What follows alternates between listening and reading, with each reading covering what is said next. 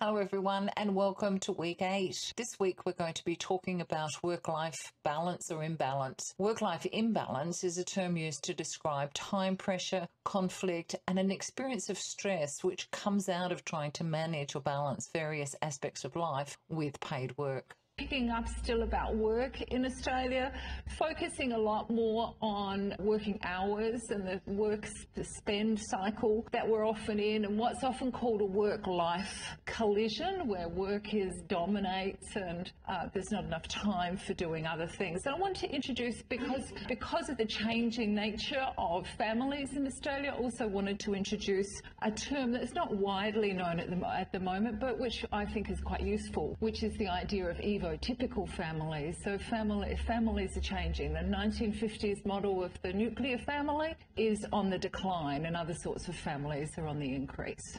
So that's what I'm going to talk about today. This slide, which was talking about the proportion of the day that people spend doing paid work and unpaid work, and this was for males and for females, which is kind of around about equal when you add up the unpaid work. Women do more of that and men do more of the paid work. I have not for the life of me been able to find any more recent data on that. I'd be surprised if it had changed dramatically. So it does tend to look as if women do slightly more work than men. It would not be significant at all statistically.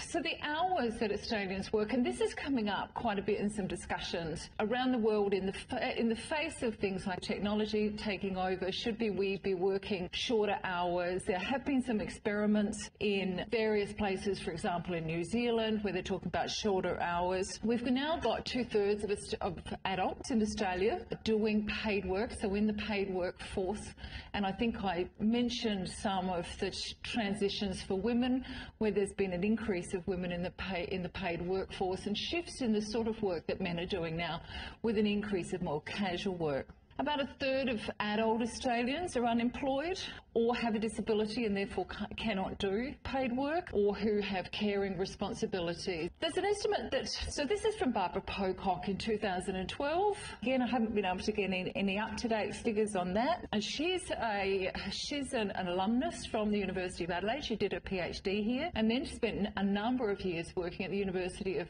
South Australia and set up the Centre for Labour Studies there. So I'm using her quite a bit for this lecture. And she reckons that 30% of Australians, so she would have done her research in about 2011, it's published in 2012, she reckons 30% of Australians are working long hours. And there was a trend that was happening from the 2000s where workers seem to be working increasing hours. So as we have had, ironically, as we've had an increase in casual work, an increase in contract work, which we've talked about, we also have a proportion of people in full-time work who are actually working these long hours. And long hours is seen, depending on who you're talking to, 45 hours a week or 50 hours a week. Long hours are actually more common amongst Australian men, less so women, with 40% working more than 45 hours a week, which is quite a long week. Working week. Much fewer women, 15% of women, work long hours, but many women are working part-time, and we discussed that. As I said, part-time work has become a lot more common. With 30% of Australians working part-time, we have a lot of casual work, and yet we have a proportion of adults who do work very long hours. So things are kind of out of balance. We have people who are underemployed, who don't have as much paid work as they'd like to have, and then we have a proportion of people who are working very long hours.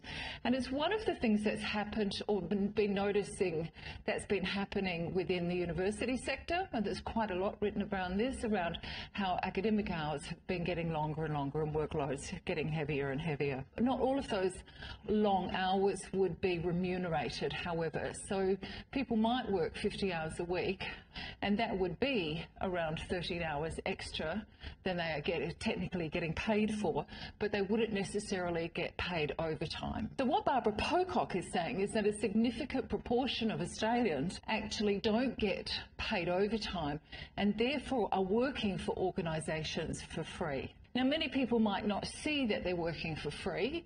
They might see that they're working for their future promotions, for example, or a rise up the corporate or whatever ladder. So they might see that as a benefit loss thing. They're willing to sacrifice the hours in order to progress their career. And that will be the situation for many of those men and for the 15% of women, I'm sure, as well. In terms of workforce participation, again, this is an overlap and perhaps a bit of a repeat.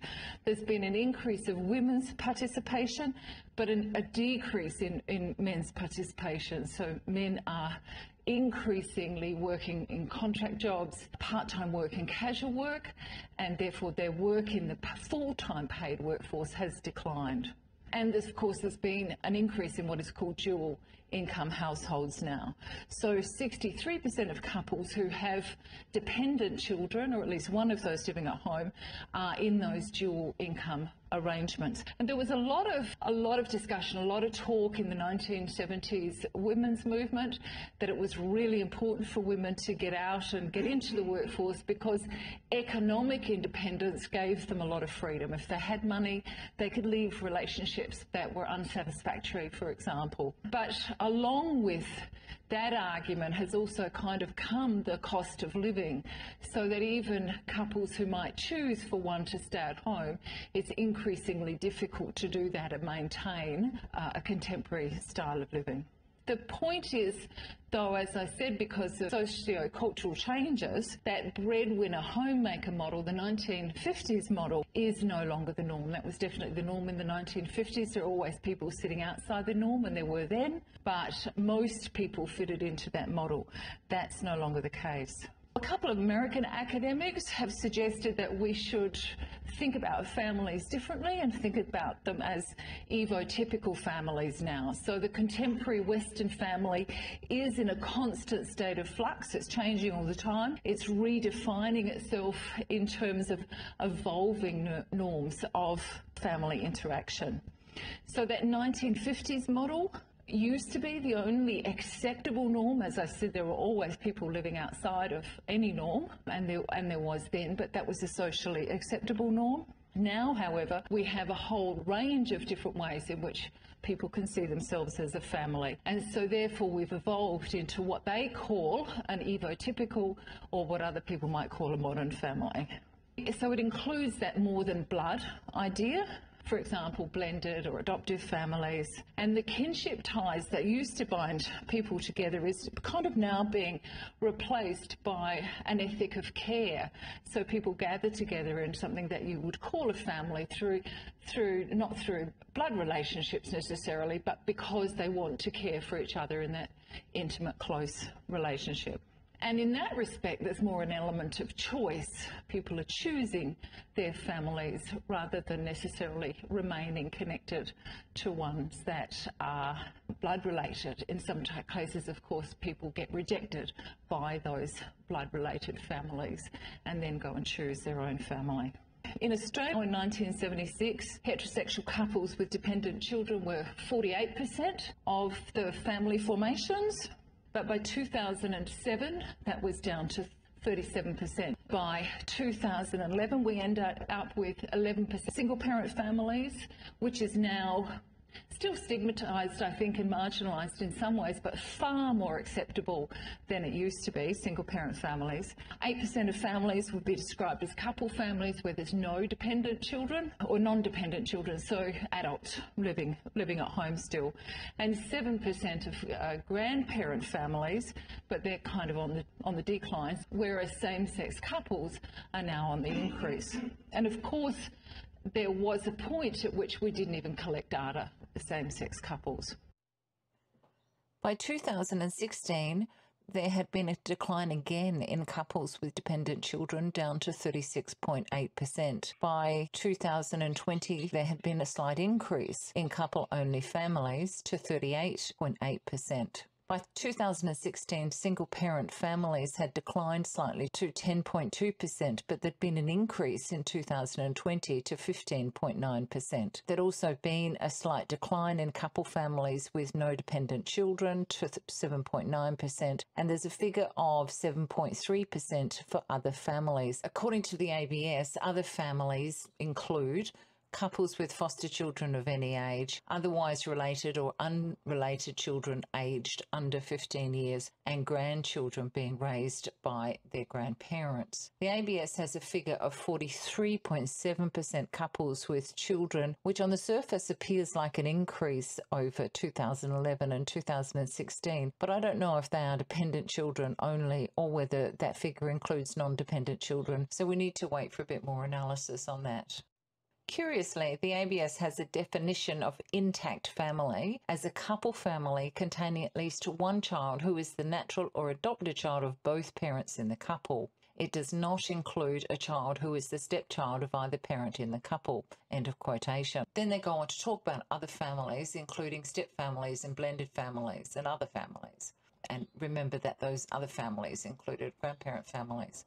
Having the definition of intact family as being a couple family containing at least one child who is the natural or adopted child of both partners in the couple suggests, as academic Sarah McCreasy points out, that other families are the opposite of intact, that is, that they are imperfect, incomplete, impaired, broken, damaged. That's just to give an indication of how things have changed family-wise in Australia. Also, what's changing now is a move away from the 9 to 5. I said a couple of weeks ago that the whole idea of 9 to 5 working hours is, of course, a social construct, is related to the 20th century, not much earlier than that at all. People work longer hours than that. But we're starting to move away from that and ending up with much more flexibility and diversity in working hours. In 2009, almost a third of Australians had working hours that varied weekly, and people might be on call or on standby as well.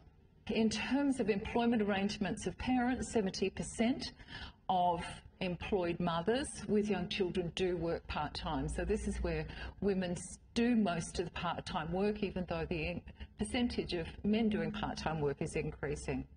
Over 50% of those employed fathers are, and it makes sense in terms of the age bracket, are the ones working very, very long hours in terms of probably establishing careers. I think the figures, I don't know if I've got a slide on that coming up, I think the figures of the age of men who do those long hours are about 30 to 44. So there would often be the age at which they're trying to establish a career and also be having a family as well. Women across all age groups are actually more likely to work part-time, and those working hours are quite consistent across age groups, interestingly, except for teenagers, the majority of whom do work part-time. This is it. The men who are aged 30 to 44 are the ones who work the longest hours, and that's always been the case and probably always will be the case, perhaps, because men are trying to establish their career and they are also often having families at the same time. In terms of who does those very long hours, and this is interesting for you to consider in terms of you're likely to be managers at some point in your careers, you're going to be professionals as well. So 2/3 of managers do those long hours, 45 plus hours in a week. 1/3 of professionals work 45 plus. I know lawyers work extraordinarily long hours, certainly in some fields. But even the technical and trades people can work quite long hours as well, 40% of them. And then in terms of the industries where there's very long hours, I noticed that the university is not included here, but mining, transport, construction, electricity, information and agriculture as well. We should say though that when it comes to working long hours, we've got some sort of quant figures that we'd put in there, 45 hours a week plus, some people say 50 hours a week. It really does depend from person to person because it's kind of a subjective thing as well. So you might be seen as working long hours because you're working outside an EBA or an enterprise bargaining agreement time frame, but it might not feel like long hours to you because you really enjoy your work, or because, as I said before, you have taken that as one of the sacrifices that you need to do in order to establish your career or move up the professional ladder. When you're thinking about that for yourself, it's really about the preferred hours that you'd work. And so I do know many academics would be seen as working very long hours, but who find their work intensely pleasurable and therefore don't see it as very long. When it comes to looking more broadly, more globally, we rate out of 28 countries 6, with Turkey having the longest working week, interestingly. And I noticed that New Zealand is there at 43.6. And I do know there's a company in New Zealand that's been experimenting with working 6 hours a day, and that experiment worked so well that they've now set in place a 4-day working week.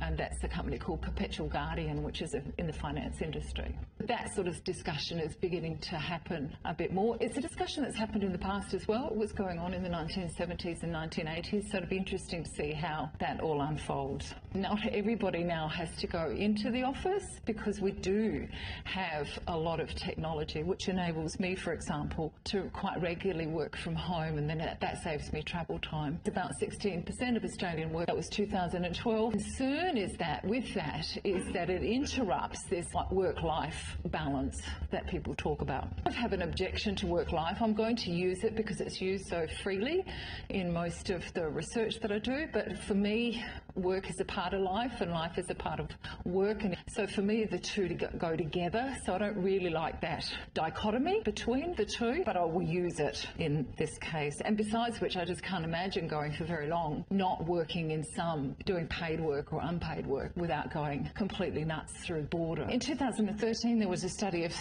7,000 employees who were doing this optional flexible time at home, and they did notice that there were some gender differences. So women working at home chose to use that time to do more childcare. So if they had sick children or whatever, then they'd use that flexible time to be at home and look after their kids, whereas men were more likely to be at home so that they could do more work away from distractions in the workplace.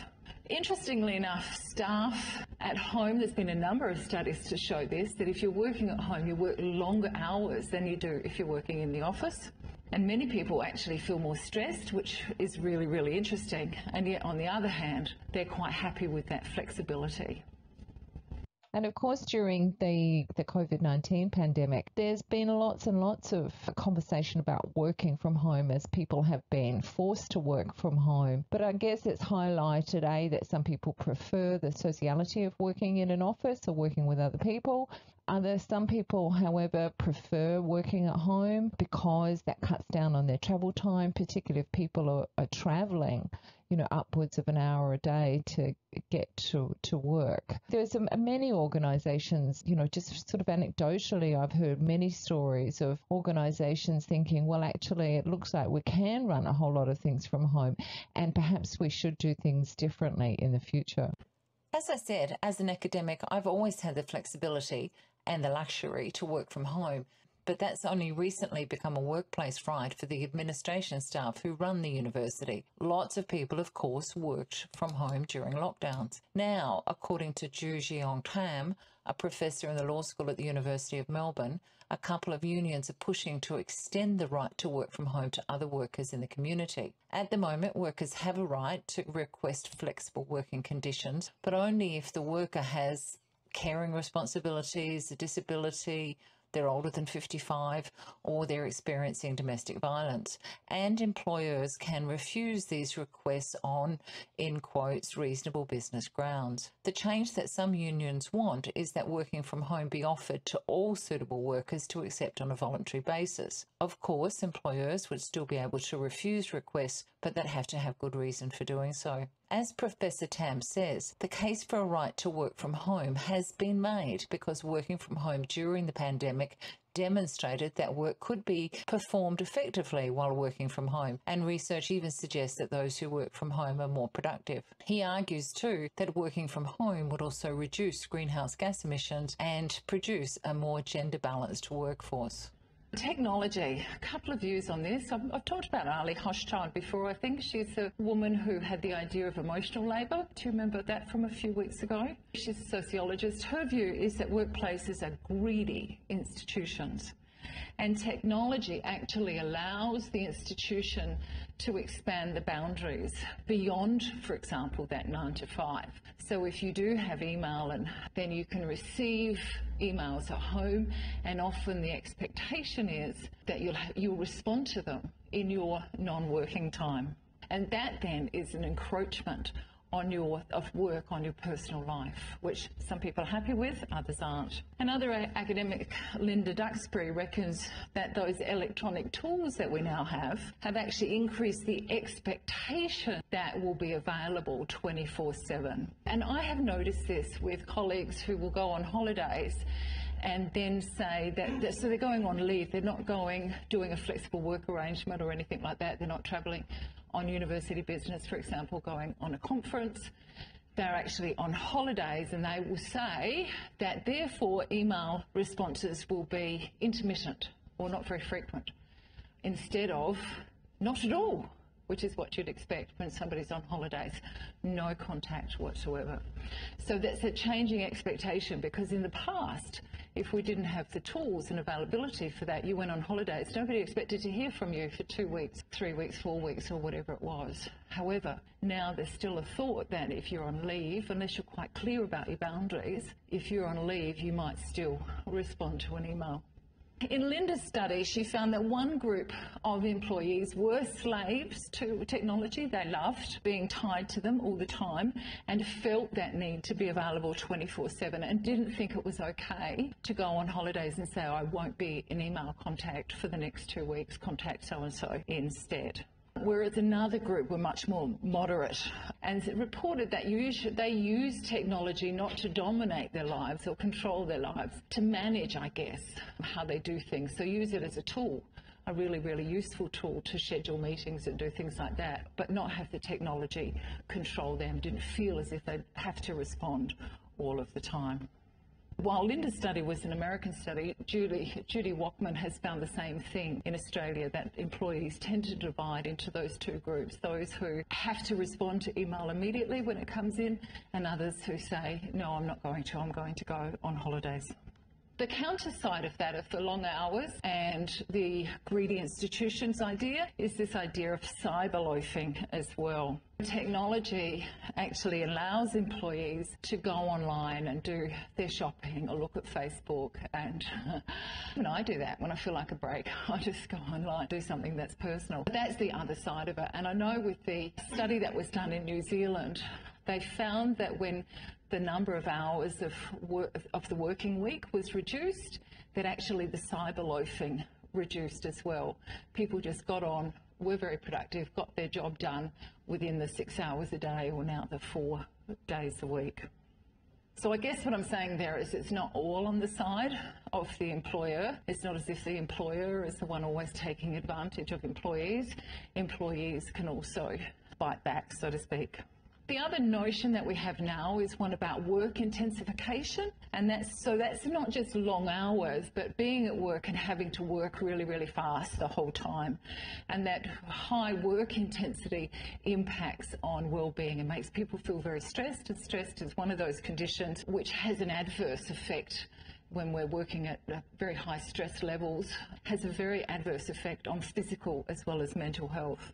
Again, a third of workers work at this high speed for 3/4 of their working time, and that's more so the case for men than it is for women. And because of that impact of stress, then those high rates of work intensification actually have very bad outcomes for work life, because you end up going home being exhausted, which isn't actually very good for your personal life. Why has all this been going on? There's several explanations given. One is kind of global trends that have been happening, and we did have a big financial crunch from 2007, and those mammoth financial crashes that go on in one place, in this case America, impact and have ripple effects across the world. And even though we didn't have a disastrous effect in Australia of that, it was mitigated in many ways by the government at the time. It does end up that there's more competition in the marketplace. Employers are having to compete more, and therefore they begin to demand more from employees. And I think we are in a time, I can see maybe some little shifts, but we are in a time where the balance of power seems to be with employers, not with the employees. So more competition in the workplace, kind of global trends, is one explanation. Another explanation is this idea of neoliberalism, sort of an economic situation that we've been living in since the 1980s, which emphasises individualism and individual choice. So people would say, well, it's your choice to work long hours. It's your choice to have a family and therefore to have dual income households and a lot of stress within the household, or to have one person working and not very much money. So that's another possible explanation. Another possible explanation is something called the work-spend cycle, which I'll talk about in a little bit more detail. This is about the idea that we work in order to spend money. For example, there's now paid childcare, so we need to be able to have enough money to cover that. We outsource cooking. Most people buy clothes these days. It's rare for somebody to make them. And we will organise to have paid cleaners. So all of that requires a household to have money coming in. At the same time, of course, standards of living rise. The expectation is that we do go out for dinner quite regularly, and therefore families do spend more and therefore have to earn more or go into debt is the alternative there. And there is tendency to do both, to both earn more but also to go into debt to spend more money on credit cards, for example, which leads to the need to do more work but also to have more stress as well. So that's what's called the work-spend cycle, where we are just kind of chasing our tails with work instead of getting ahead and having money in the bank and options, therefore options for the future. In terms of juggling paid with unpaid work, we did talk about the gendering of care. The point that I wanted to make is that the way in which that care is done is often quite different as well. So men tend to spend more time with their children in interactive activities like play, for example, and talking with the children and lots of education. Women tend to spend more of their time doing needed activities like feeding. The less fun activities, they're very necessary, but perhaps less fun than playing with children activities. And when it comes to multitasking, there's been evidence to show we don't actually multitask, like do two things at once. We actually switch tasks from one thing to the other all the time. So we can only concentrate on one thing at a time, in effect. But women do this, are renowned for doing this multitasking, which I think is overrated, having to switch from one thing to the other all the time and not being able to concentrate. But women will combine lots of activities while they're doing the caregiving of children. So they're more likely, as in that example, to be doing the washing up or doing the cooking or doing the laundry while they're doing childcare. Men are much more likely to do childcare when the women at home are actually present. So they're very rarely solely in charge of children. And women are much more likely to spend their time solely in charge of children, which suggests that women don't necessarily get a break when men are doing the caring work, that men do have a backup during most of their caring work, and that men's input might not therefore be relieving women of the burden of childcare, and men are not necessarily therefore developing independent relationships with children. In terms of flexibility, women spend more time in child-related travel as well, so it is the women mostly who are transporting children to and from school, childcare, after-school activities, etc. Whereas men tend to do more flexible activities with children, activities that aren't necessarily already timetabled or structured. In heterosexual couple families, the arrival of children does make a difference. Women do extra hours of domestic work. That's excluding the childcare, and that doesn't necessarily change for men. And it's women who get less sleep and less playtime and do less paid work, and men too get less sleep, have less time for leisure, and their paid work, of course, doesn't necessarily change unless they've taken leave. I wanted to introduce this notion of pseudo-mutuality. It's the idea that many men do embrace the idea that housework should be shared, childcare should be shared, etc., but they don't necessarily adopt the practice. So ideologically, they think, yes, that's absolutely true, totally agree with it, but in practice, their practice suggests that something is still missing. There's a gap there. And Singleton and Mayer, again a little bit old, interviewed 22 Gen X men, and she found absolutely that these middle-class men, they're all middle-class men, totally agreed with gender equity, absolutely did. However, when it came down to asking who did what within the households, it was still the women who did the majority of the housework. And I think I might have mentioned this before, where even where the work was split evenly, it was usually the women who managed the household and the men who helped with that. In terms of this work-life collision, the idea that long working hours will interfere with your personal life, and interfere in several ways. One, of course, is that you have less time, but two, as I said before, if you're exhausted from working or very stressed, that's going to spill over into your personal time as well, and therefore you'll have less opportunity to do recreational activities because you might well be just recovering from work. So it manifests in a number of ways, from the idea of role conflict. So if we are parents at work, we'll be worried about our children, and if we're at home with the children, we'll be worried about work. So that sort of thing there. A time pressure, when you all know about time pressure because you experience that when you have deadlines. The idea of time crunch is slightly different. That's a feeling as if we just never have enough time to do anything, not just pressure of deadlines, but just generally life, feeling as if we're very time poor, very impoverished when it comes to time. Constantly having to negotiate different times to do things. Burnout and fatigue is quite a significant problem, and a particular problem in some industries as well, particularly in service industries.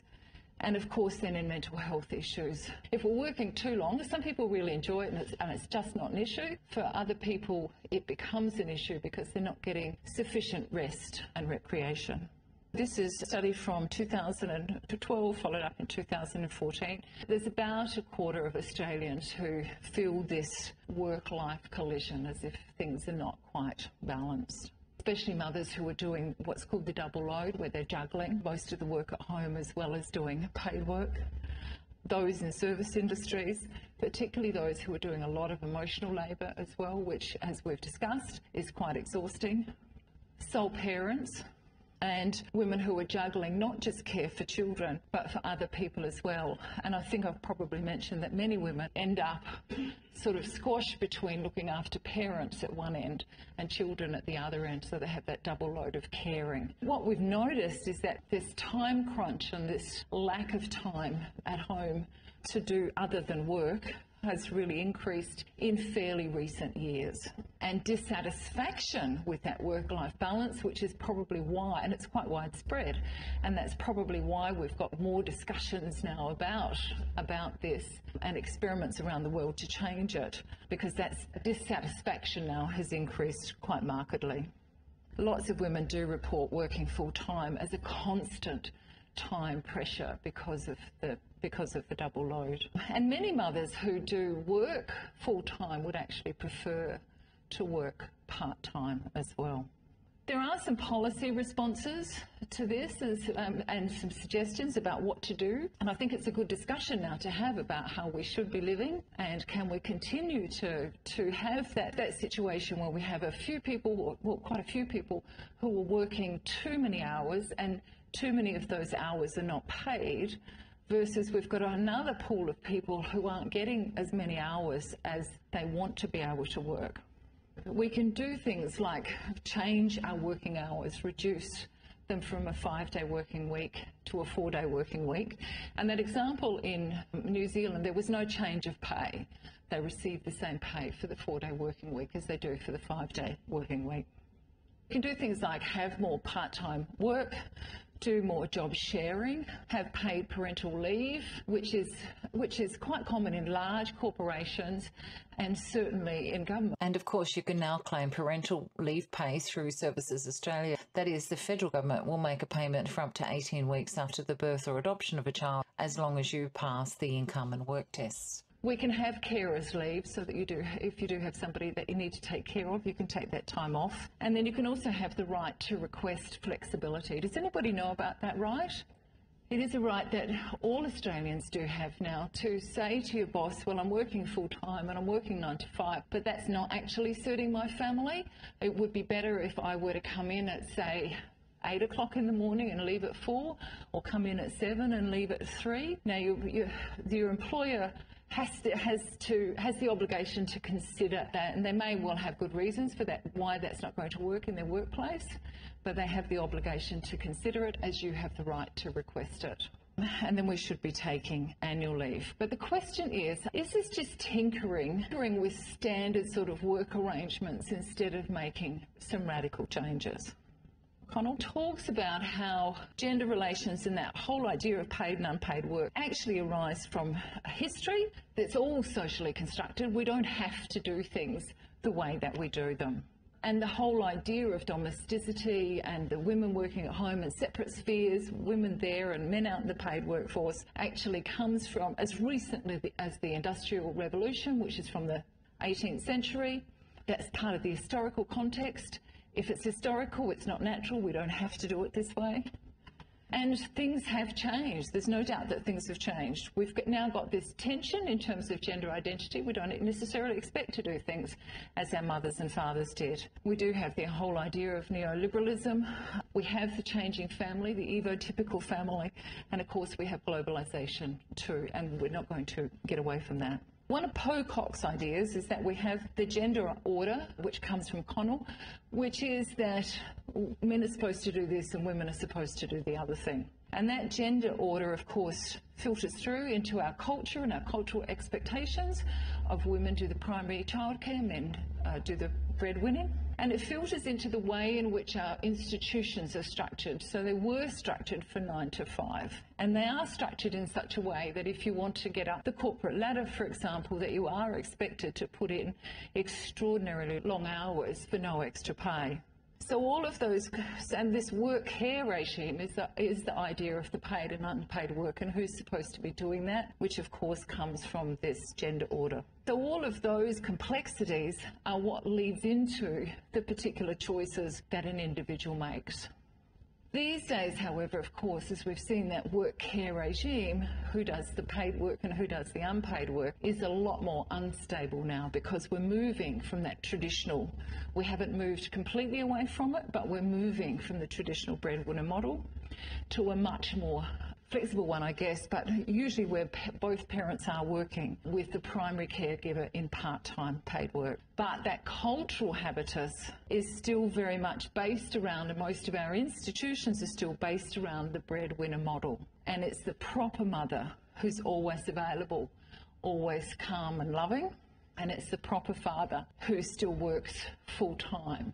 And so some of this plays out just in casual conversations, you know, where the expectation is on mum, that mum will be the one who will work part-time and she'll get asked that. If dad says, well, I'm going to be the one who stays home, that's often frowned on still, unfortunately.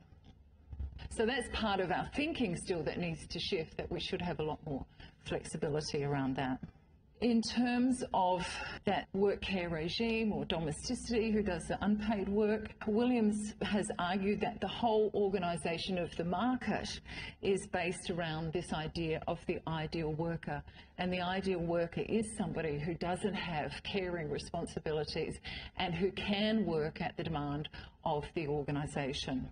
That leads to this marginalisation of caregivers, kind of a cutting them off from responsibility and authority. And so it is one of the concerns for those people, usually women, who take time out of the workforce to raise their children, that they often come back into the workforce and feel as if they've been cut off from promotional opportunities, and they end up much further behind because of that time that they've taken out, which then has ramifications, of course, for superannuation and future career.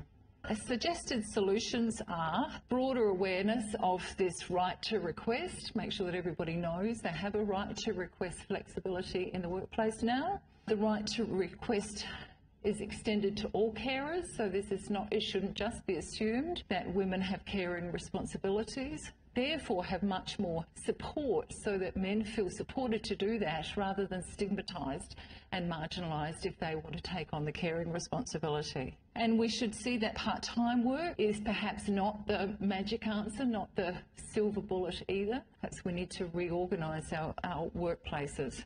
Increased flexibility, why can't we have a whole range of ways of working? So people who do want to work long hours can do that and do that under pressure, but those who don't want to, work long hours and they're the ones who are suffering from it shouldn't have to do that. And then we have people who don't have enough work. Why can't we organise society so that there is enough work for them when we clearly have people who are doing too much work and who don't want to be? We've now moved quite a lot where workplaces have become community, so there's often a call to go back to community based more around our homes, our local areas as well, build stronger communities in that way. And revalue unpaid labour. I talked a couple of weeks ago about if you were to switch out all of those jobs that are done at home that are not paid for, the cooking, the cleaning, etc., and you cost all of that, then that adds up quite considerably to the GDP, but that's not usually taken into account when we do our economic measurements of the country, and we should be doing that and valuing that work. And of course making better use of our paid holidays and making sure that we're not actually working on our paid holidays. In the short term, there has been striving and some success made with 12 months paid parental leave, making sure that we have high quality, flexible, free or very cheap childcare. The downside of that, of course, is that often childcare workers, usually it's a class situation where childcare workers are very, very lowly paid. So we don't want to end up with people being lowly paid in order for the rest of us to have our children cared for. Some other suggestions are to support families, make sure that there's plenty of household assistance or drop-in centres, or organise things so that we do cooperative meal preparation. Not sure how that would work. I'm sure there'd be a lot of clash over who does the dishes. But in terms of building stronger, there's certainly a lot of complaint now that people have disappeared from parks and playgrounds, and there's certainly plenty of concern about safety of children in those, but making sure that we do have accessible transport and playgrounds and play areas, so lots of green space for people to be out and about in order to be able to build community. Let's finish the lecture now by listening to Michelle Ryan, who is Professor of Social and Organisational Psychology at the University of Exeter, and her concerns about the underrepresentation of women in certain industries and certainly in career opportunities where there are long hours and women are choosing not to go there. Thank you. It's absolutely wonderful to be here. Now, women have made unbelievable strides when it comes to workplace equality. They're graduating from university at greater rates than our men, and they're seeing incredible success in particular professions and in particular sectors, such as education, as GPs, and in the retail and service industries. But there is still much to be done. Women continue to be underrepresented in many professions still, in surgery, in science, and in the police force and armed forces as well. And they continue to be underrepresented in particular roles, such as senior and executive management. Indeed, if you search for CEO under Google Images, the first 80 images that come up are of men. The first woman to appear at number 81 is Barbie. Now, some may argue that this underrepresentation of women is about the choices that women make themselves, that they choose not to go in particular roles or into particular sectors. And often this choice is because of the hours of dedication and sacrifice required for success in those roles. What sort of sacrifice do you need to become a surgeon, to become a scientist, and those sorts of ideas as well? People argue that women have a greater need than men for work-life balance, and therefore they're not prepared to be as ambitious or make those sacrifices that are needed. This sort of argument is reflected by comments from women as well. A number of years ago, the New York Times magazine published an article called The Opt-Out Revolution, and they talked about the many, many women who were leaving high-powered posts, high-powered positions, successful positions, long before they hit the glass ceiling, because they wanted to spend more time at home with their families. One woman interviewed for the article said this: "I don't want to conquer the world. I don't want that kind of life. A baby provides a graceful exit." Now, I'm not sure how many of you in the audience have had children. I have, and graceful is not a word that I would associate with having children. But at any rate, I think it's incredibly important to look at the decisions that women make and the priorities that they have. But I do worry that if we take such decisions purely at face value, what we might end up ignoring is the continuing existence of societal barriers such as the glass ceiling. I actually think there may be some more complex things going on. We need to look at the circumstances and contexts under which women make these decisions. Why might they be less ambitious? Why may they be less willing to make these sacrifices? Is there something innate about a desire for work-life balance that women have? Now, I don't want to question the priority that some women and indeed some men place on home over work. You know, this is an incredibly valid and important decision. But what I do want to do is look at some of the complexities that may be involved in these decisions. What I'd like to do is present some recent cutting-edge research into ambition and into work-life balance that may shed some light on why it is that women might be unwilling to make these sacrifices. So one of the first questions that we can ask are women innately less ambitious? We've done work with science students, with police officers, and with surgical trainees that suggests that at the beginning of their careers, at the beginning of their training, men and women have absolutely the same levels of ambition, but that for women, this ambition erodes over time. You can see this erosion for science students, so that by the third year of their undergraduate degree, women are less likely to say that they want to be scientists or to have a career in science. You can see this erosion for police officers, so that in the third year of their training, women express much less ambition to become sergeants. You can also see this sort of erosion for surgical trainees, so that over the course of their training, and it's a really long period of training as well, women show less and less desire to become top surgeons, and indeed, women drop out of surgical training at much higher rates than men, even though there's no demonstrable evidence that women perform any worse in their surgical training. So some people might argue that these figures, this drop in ambition over time for women, is because of the biological clock. As the clock starts ticking, suddenly women's ambition starts to wane. But what's really interesting about the research that I've just talked about is that it pertains to students in their late teens and early 20s, to police officers in their mid-20s, and to surgical trainees in their mid-30s. So what's consistent here is not a particular time in women's life where the biological clock just kicks in. What's consistent here is systematic exposure to rather male-dominated environments: the operating theatre, the science laboratory, the police force. What we can see, though, is that women's ambition drops over time as they have an increase in the perceptions that people that have been successful before them are very different from themselves.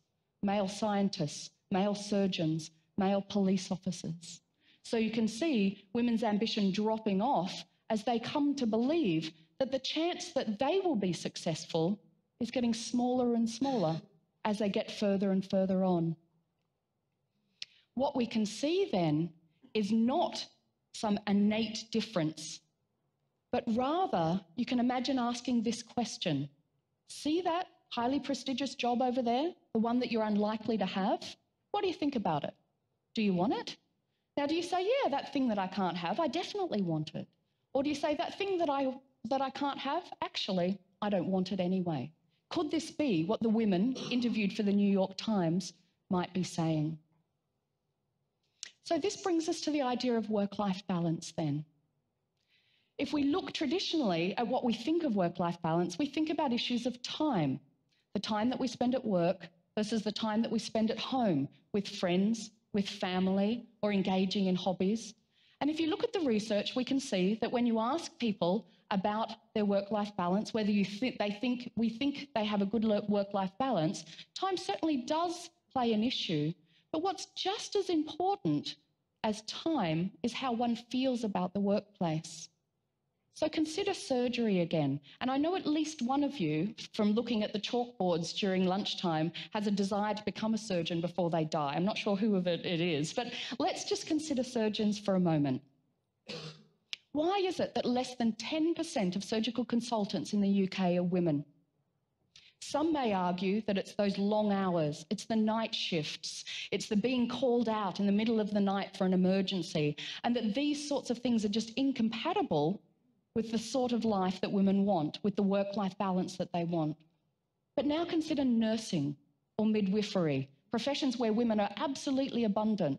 Long hours, night shifts, and you don't get any more unpredictable hours than midwifery. So we can see that it's not just about time. It's also about something else that's going on.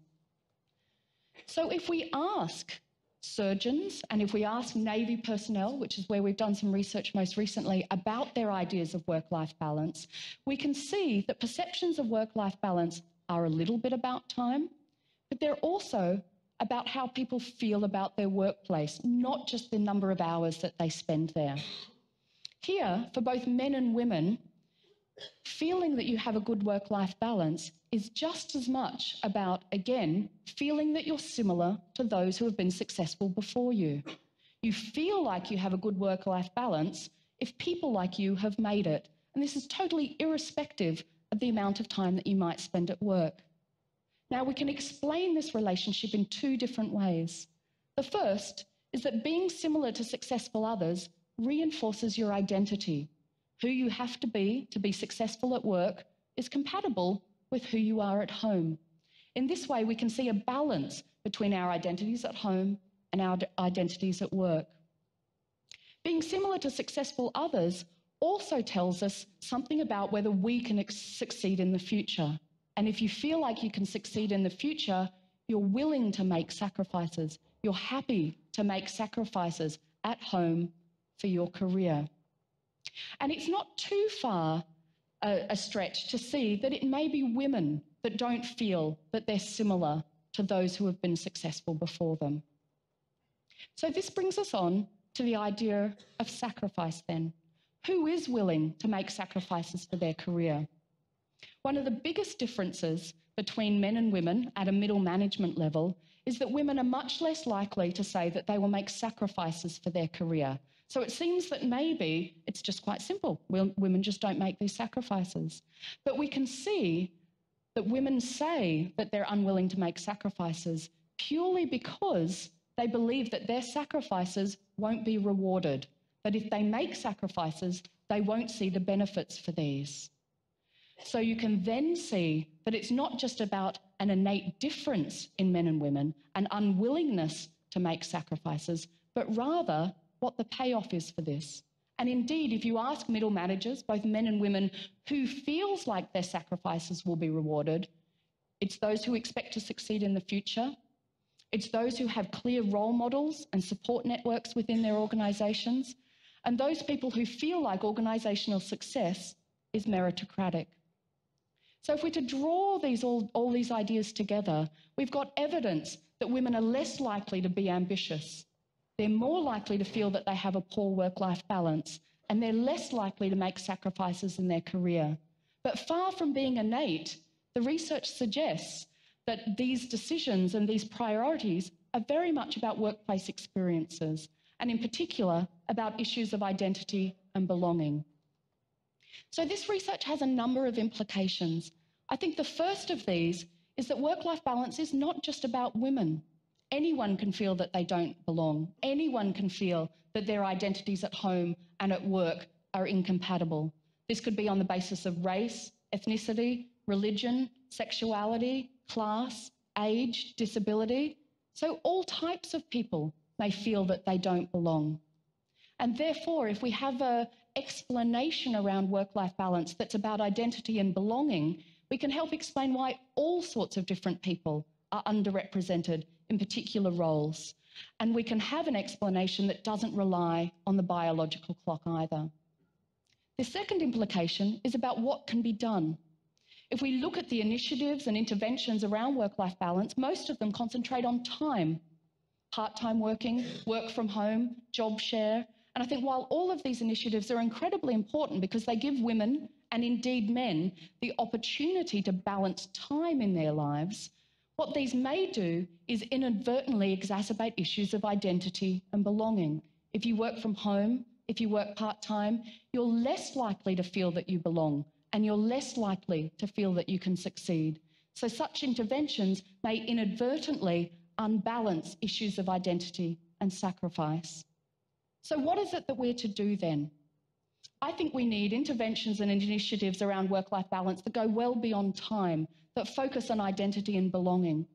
We need to send a message that all types of people that can make it, so that women, people of colour, people from working class backgrounds can all imagine themselves in particular roles, that they can imagine succeeding in those roles, and that they can be confident that the sacrifices that they make, and indeed we all make, will be worth it in the end. Thanks very much.